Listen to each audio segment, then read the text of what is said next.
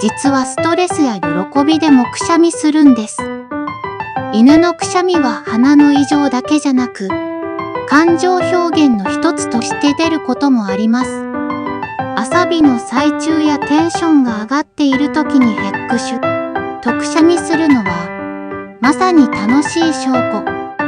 全部が病気じゃないけど、頻繁で苦しそうなら要注意。あなたの愛犬は、どんな時にくしゃみする？コメントで教えてください。